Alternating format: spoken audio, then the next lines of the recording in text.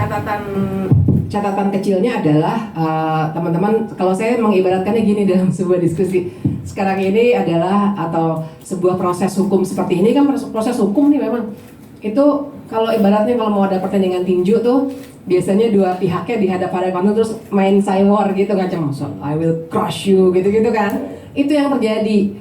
Jadi argumen seperti itu wajar saja, jadi saya bisa pahami kenapa harus begitu, karena kan kalau lawyer harus bela klien ya.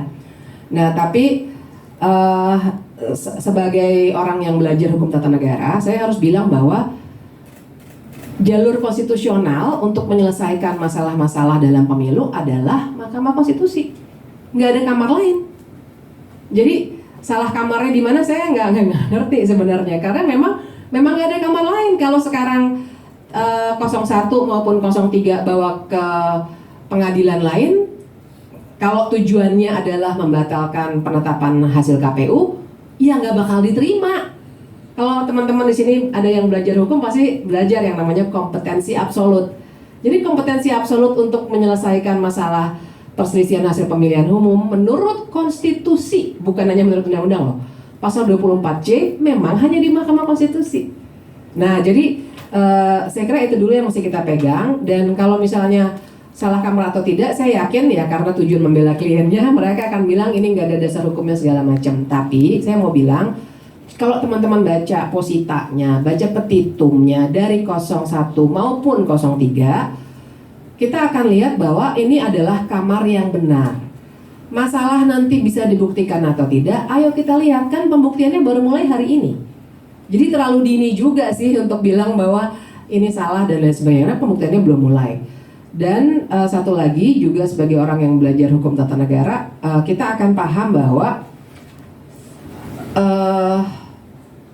yang membuat dalam konteks konstitusionalnya, wewenang konstitusional Mahkamah Konstitusi, Mahkamah Konstitusi justru yang akan membuat hukumnya bila hukumnya belum tersedia.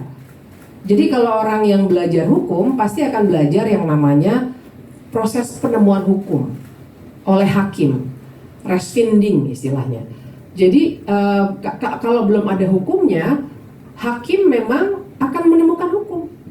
Itu basic tuh. Saya ngajar penalaran hukum juga. Jadi itu salah satu yang harus dipelajari, bahwa proses prinsipnya, dan ada juga dalam Undang-Undang Kekuasaan Kehakiman kita, hakim tidak boleh menolak suatu perkara dengan dasar tidak ada hukum yang mengaturnya. Kalau tidak ada hukum yang mengaturnya, maka hakim akan menemukan penemuan hukum atau rescinding itu. Nah, jadi tentu saja belum ada hukum yang mengatur beberapa hal yang mungkin didalilkan, tapi proses di MK lah yang nanti akan menentukan itu.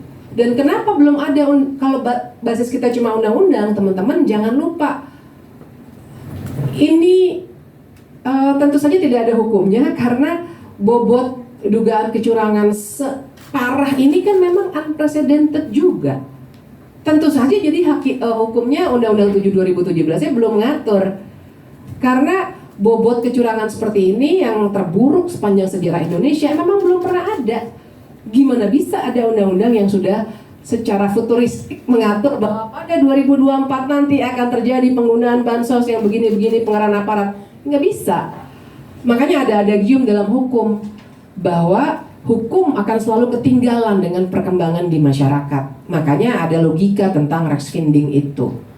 Nah, jadi itu yang kalau menurut saya, lagi-lagi secara konstitusional, kamarnya sudah benar. Justru kalau dibawa ke kamar lain, nanti akan ditolak karena ada yang namanya kewenangan absolut pengadilan. Dan kewenangan absolut untuk menguji hasil kerja KPU adalah di Mahkamah Konstitusi. Baik, jelas ya itu ya. Ada lagi